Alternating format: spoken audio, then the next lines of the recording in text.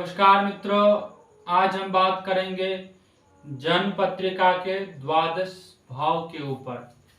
देखिए, नवम भाव को भाग्य भाव कहा जाता है, दसम भाव को कर्म का भाव कहा जाता है और एकादश भाव को आय का भाव कहा जाता है।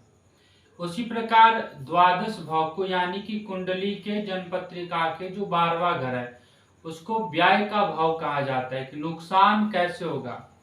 भाग्य प्रबल होगा तो आप कर्म करेंगे, अच्छा कर्म करेंगे और अच्छा कर्म करेंगे तो अच्छी आमदनी होगी। अच्छी आमदनी होगी तो कहीं ना कहीं आपको उसका खर्च भी करना पड़ेगा। तो आज हम इसी व्यय भाव पर बात करेंगे कि जन्म पत्रिका के जो द्वादश भाव यानी कि 12वां भाव है उसको व्यय भाव कहते हैं। नमस्कार मित्रों, यदि आप इस चैनल पर पहली बार विजिट कर रहे हैं तो इस चैनल को सब्सक्राइब कीजिए तथा बेल आइकन बटन को दबाइए ताकि आगे आने वाली जो वीडियो है उसका नोटिफिकेशन सबसे पहले आपको प्राप्त हो और आप इस वीडियो को देखकर, इस एपिसोड को देखकर अपने आप को कृतार्थ करें और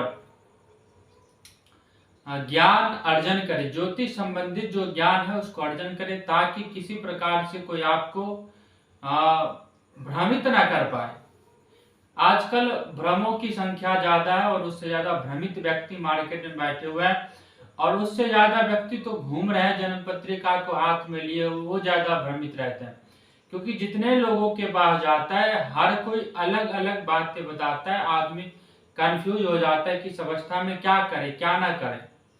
तो यदि आपकी भी ऐसी स्थिति है तो आप हमारे ज्योतिष कार्यालय पर आइए और आप अपने जन्म पत्रिका का पूर्ण विवेचन करवाइए।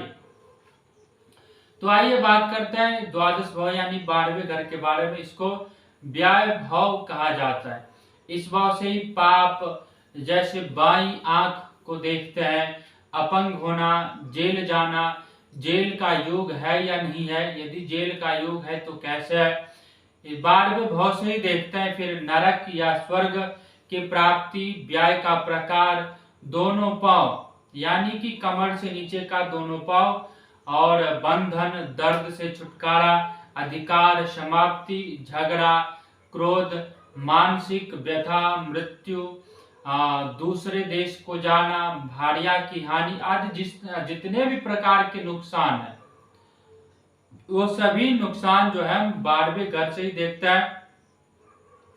और 12वें घर से हमको पता चलता है कि हमारा नुकसान कैसे होगा। अब बात करते हैं द्वादश भाव में स्थित ग्रह अपने संबंधित बातों का व्यय कर देता है। यानी द्वादश भाव में 12वें घर में, जन्म पत्रिका के 12वें घर में जो ग्रह बैठे होंगे वो ग्रह अपने संबंधित जिस प्रकार के बातों से वो अपने आप को पूर्ण करता है उस प्रकार के बातों से वह कम कर देते हैं, यानी कि नुकसान कर लेते हैं, व्यय कर देते हैं। द्वादशेश यानी कि 12वें घर का मालिक जिस भाव में जाएगा उस भाव की हानि अवश्य करेगा। मान लीजिए यदि द्वादशी सिंह लग्न की कुंडली और द्वादशेश चंद्रमा पड़ता है और चंद्रमा आपके चौथे घर में जाकर बैठ गया तो आपके मातृ सुख संबंधित समस्या देगा। माता से सुख बहुत कम प्राप्त होगा। यदि शुभ ग्रह की दृष्टि में चंद्रमा है तो थोड़ा बहुत सुख प्राप्त होगा, मिल भी जाएगा। लेकिन वहीं पर चंद्रमा पर राहु केतु की युति में हो या राहु केतु की दृष्टि में हो तो आपको थोड़ा बहुत भी मातृत्व सुख नहीं मिल पाएगा। अब बात करते हैं यदि सूर्य द्वादश स्थान में होता है तो बाईं आंख को नुकसान करवाता है। ये हमने पहले भी आपको बताया, सूर्य जब दूसरे घर में हो तो दाईं आंख का नुकसान पहुंचाता है और जब 12वें घर में हो तो बाईं आंख का नुकसान पहुंचाता है। सूर्य द्वादशेश होकर अपने सुखों का त्याग कर देता है। सूर्य से संबंधित जितने भी प्रकार के सुख होते हैं सूर्य सभी प्रकार के सुख को त्याग कर देता है और दूसरों के आतिथ्य में लग जाता है, आतिथ्य करता है। आंख कमजोर हो जाना, द्वादश में यदि चंद्रमा हो तो मनुष्य भावुक हो जाता है, बिना कारण आशंका करता है, भय करता है और श्रद्धा अश्रद्धा मन में उत्पन्न कर लेता है। अब बात करते हैं यदि मंगल देव 12वें भाव में स्थित हो तो शक्ति का तो इस प्रकार के जातक अपने शक्ति का अनावश्यक प्रयोग करता है और अपनी मांसपेशियों से अधिक काम लेता है, जबकि ऐसा नहीं करना चाहिए। अपनी शक्तियों का अनावश्यक प्रदर्शन नहीं करना चाहिए और अपने शरीर से अनावश्यक काम भी नहीं करवाना चाहिए। अब बात करते हैं, यदि बुध देव द्वादश स्थान में बैठा हो तो ऐसे जातक आवश्यकता से अधिक बातें करता है, यानी कि बातूनी हो जाता है, अपने वाणी पर संयम नहीं रख पाता। अब बात करते हैं, यदि गुरु द्वादश स्थान में हो तो जातक अनावश्यक व्यक्ति को उपदेश देता है और उपदेश देने के चक्कर में अपना अमूल्य समय को नष्ट कर देता है, जबकि ऐसा नहीं करना चाहिए। अब बात करते हैं, यदि शुक्रदेव द्वादश स्थान में बैठा हो और शुक्र राहु शनि से पीड़ित हो या युति में हो या दृष्टि संबंध हो तो वह अपने वीर्य का अपव्यय करता है। स्त्री, ऐसे जातक के स्त्री दीर्घजीवी होते हैं परंतु मन मुटाव ज्यादा रहता है, जीवन के आधे समय मन मुटाव में कर जाता है। अब बात करते हैं मित्रों, शनि, यदि द्वादश स्थान में शनि है और राहु से प्रभावित हो तो अपने स्नायु संबंधित अधिक प्रयोग करता है और रूखात का चिड़चिड़ा रहता है। यदि शनिदेव 12वें स्थान में बैठा हो तो ऐसे व्यक्ति रूखा स्वभाव का हो जाता है, चिड़चिड़ापन इनके अंदर बढ़ जाता है और स्नायु संबंधित बीमारी किसी न किसी रोग से प्रभावित रहता है। अब बात करते हैं, फल दीपिका के अनुसार द्वादश स्थान में स्थित ग्रह से क्या फल मिलता है। द्वादश में चंद्रमा हो तो जातक व्यय भोग विलास पर होता है। जातक का ज्यादातर खर्च अपने भोग विलास ऐशो आराम पर करता है। यदि फल दीपिका के अनुसार द्वादश स्थान में सूर्य देव है, मंगल हो तो अपने जीवन का ज्यादातर कमाई जो टैक्सों पर बिता देता है, टैक्सों पर व्यय होता है। अब बात करते हैं, यदि द्वादश स्थान में शुक्र देव हो तो स्त्रियों के साथ भोग विलास में अपने ज्यादातर समय को व्यतीत करता है और अपने ज्यादातर कमाए हुए धन का भी व्यतीत स्त्रियों के ऊपर करता है। अब बात करते हैं, यदि बुध द्वादश स्थान में बैठे हो तो ऐसे व्यक्ति बिजनेस करता है, व्यापार करता है और व्यापार में नुकसान उठाकर फिर व्यापार को छोड़ देता है। पहले तो फायदा होता है फिर नुकसान हो जाता है। अब बात करते हैं, यदि शनिदेव द्वादश स्थान में बैठा तो फल दीपिका के अनुसार ऐसे व्यक्ति अपने कमाए हुए धन का व्यय जुए पर करता है और राहु हो तो चोरी के कारण ऐसे व्यक्तियों का धन नष्ट हो जाता है। जो कमाया हुआ धन रहता है वह चोरी के कारण नष्ट हो जाता है। अगर केतु हो तो नशीले पदार्थों के सेवन से ऐसे व्यक्ति अपने धन का व्यय करता है। अब कुछ छोटे छोटे योग देख लेते हैं, योग क्या नुकसान देता है और क्या फायदा करवाता है। यदि द्वादशेश यानी कि 12वें घर के स्वामी शुभ ग्रह और उस भाव में शुभ ग्रह की स्थिति जातक मरने के बाद स्वर्ग प्राप्त करता है। हमने पहले भी कहा था कि स्वर्ग और नरक का विचार 12वें भाव से ही करता है। तो उसी के लिए छोटा सा योग ये है, यदि द्वादश का स्वामी यानी कि 12वें घर का स्वामी और उस भाव में शुभ ग्रह बैठो, यानी कि जैसे चंद्रमा हो गया, बुध हो गया, शुक्र हो गया, सूर्य हो गया, बैठा हो 12वें घर में, तो ऐसे व्यक्ति मृत्यु के पश्चात स्वर्ग को प्राप्त होता है।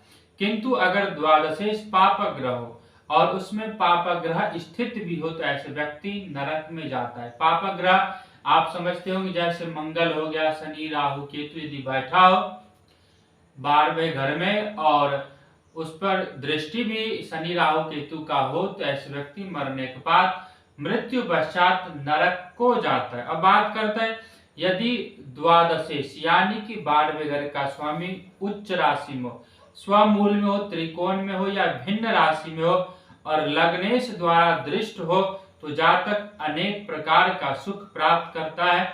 सुंदर स्त्रियों का सहवास, स्वादिष्ट भोजन एवं मूल्यवान भोजन, कीमती वस्त्र आदि का सुख ऐसे व्यक्ति को, किसी व्यक्ति के जन्म पत्रिका में योग बनता है तो ऐसे व्यक्ति को मिलता है।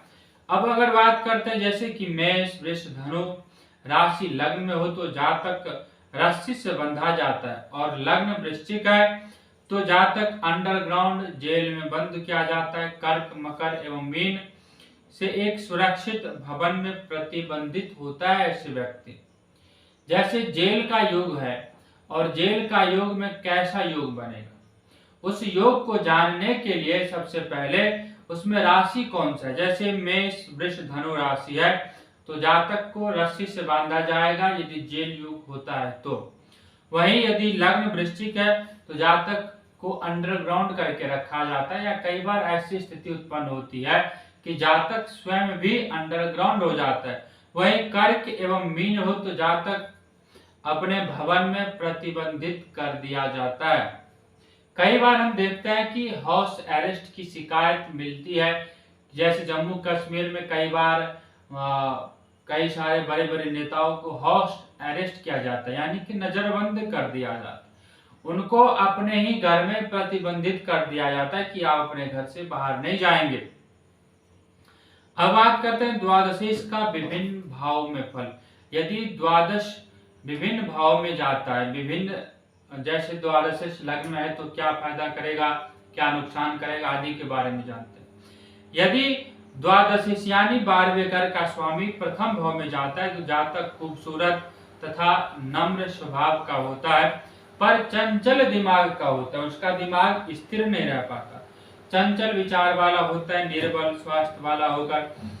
अगर द्वादशेश एवं लग्नेश में राशि परिवर्तन हो जाए, यानी कि 12वें घर का स्वामी पहले घर में आ जाए और पहले घर का स्वामी 12वें घर में चला जाए तो जातक कंजूस होगा, दूसरों के द्वारा बार बार नापसंद किया जाएगा और बुद्धि का अनावश्यक प्रयोग करता रहेगा। अब बात करते हैं यदि द्वादशेश दूसरे स्थान में चला जाए तो क्या होगा।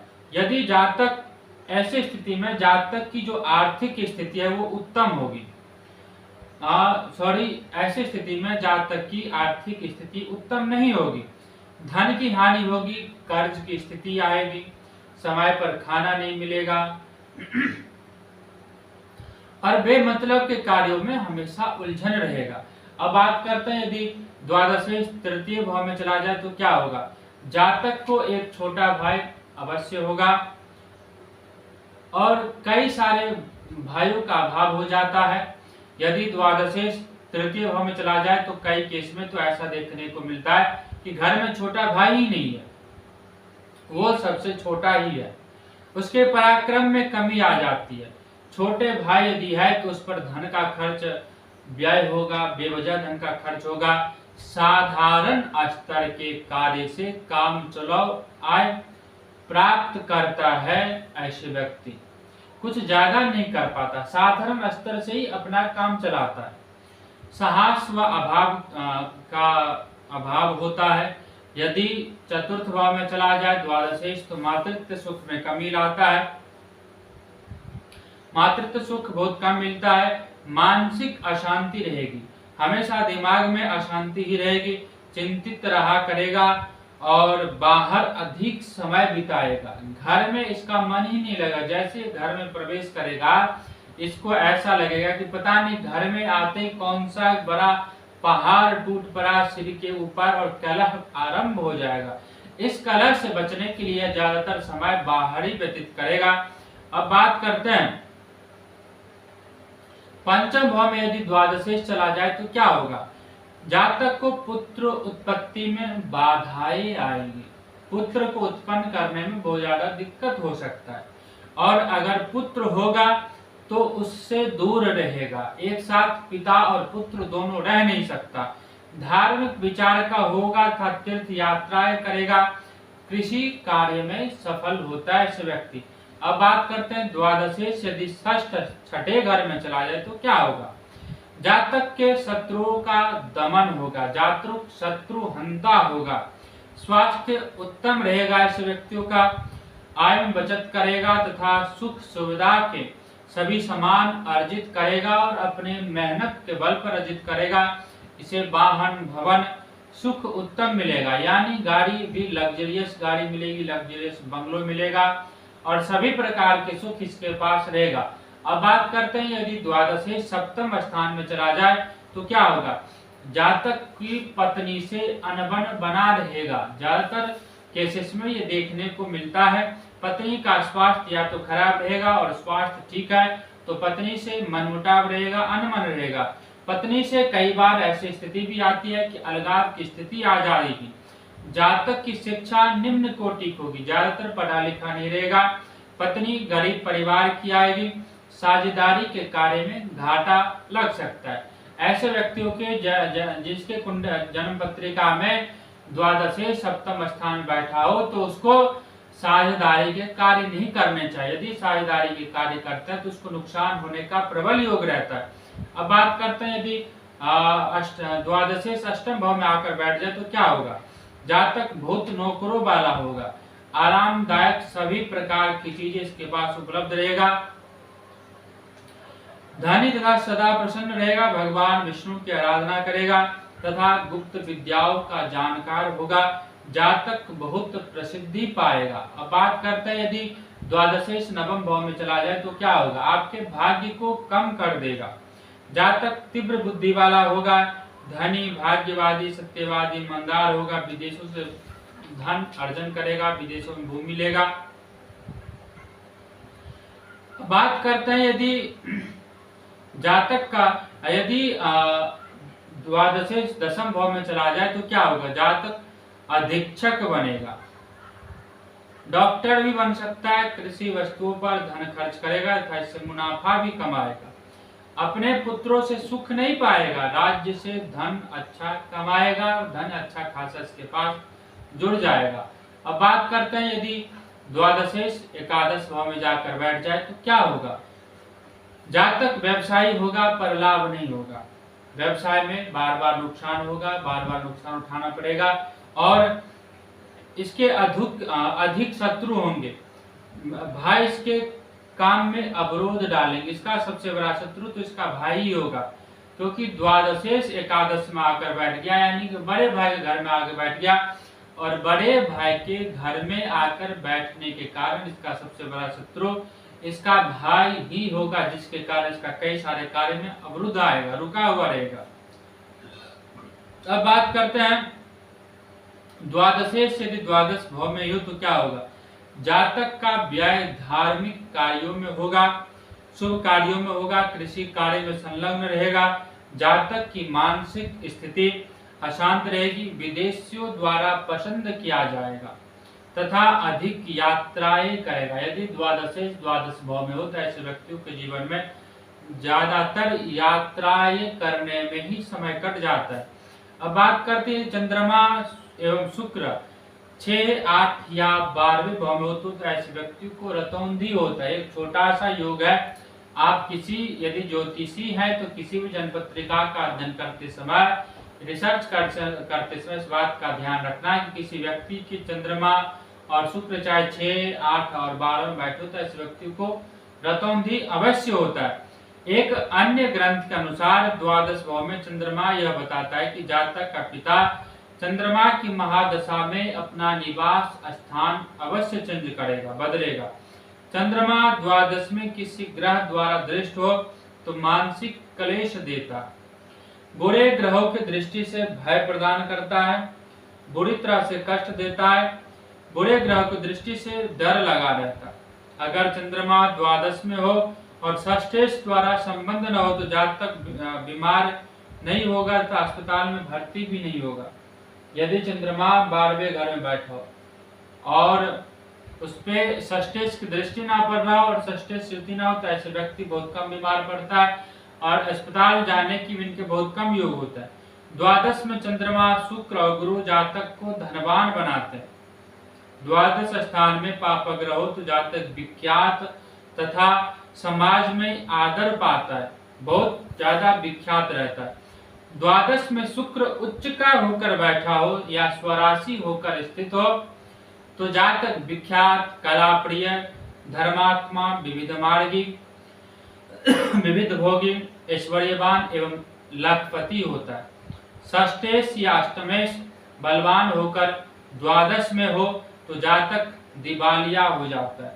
ऐसी स्थिति में षष्ठेश और अष्टमेश का कमजोर होना ही अच्छा है। द्वादश में राहु जातक को शत्रुहंता, मित्रवर्धक तथा व्यय बनाता।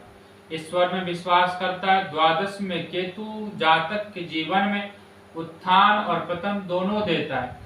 यदि द्वादश भाव में यानी कि 12वें घर में केतु विराजमान है, केतु देव है, तो ऐसे व्यक्ति के जीवन में कई बार उत्थान देखने को मिलता है और कई बार एकाएक पतन देखने का भी मिलता है। स्वतंत्र व्यवसाय तथा लेखन कार्य सहाय करता है। द्वादश में शनि जातक को समाज में आदर अवश्य दिलवाता है, विख्यात और धनी भी बनवाता है। नौकरी में धीरे धीरे प्रोग्रेस होता है, परंतु स्वतंत्र व्यवसाय में अधिक लाभ कमाता है। यदि शनि द्वादश स्थान में बैठा हो तो आपको नौकरी नहीं करना चाहिए। यदि नौकरी करते हैं तो आप धीरे धीरे आगे बढ़ेंगे। वहीं यदि आप बिजनेस करते हैं तो आप बहुत सारे लाभ कमाएंगे और एकाएक भी कमाएंगे। द्वादश में गुरु की स्थिति हो तो मातृ पितृभक्त तथा उत्तम चरित्रवान जातक को बनाते। यदि द्वादश स्थान में गुरुदेव बैठे हो तो आपके कैरेक्टर में थोड़ा सा भी कमी नहीं आता। ऐसे गुरुदेव आपको उच्च पद दिलवाता है। द्वादश में बुध 26 वर्ष के बाद जातक के आंख का ऑपरेशन अवश्य करवाता है। आय के स्रोत एक से अधिक अवश्य होते हैं। मित्रों, ये था संपूर्ण द्वादश भाव फलित। आशा करता हूँ ये वीडियो आप सबको अच्छा लगेगा। यदि आप इस वीडियो को पूरा देखिए और लास्ट में हमने क्या बोला है उसको ध्यान से देखकर सुनकर और कमेंट बॉक्स में कीजिए। जो व्यक्ति कमेंट करेगा उसका जन्मपत्र निःशुल्क देखा जाएगा। आप सभी लोग सुखी समृद्धिशाली बनिए। इतना कहकर मैं अपने वाणी को विश्राम देता हूँ। तब तक के लिए नमस्कार।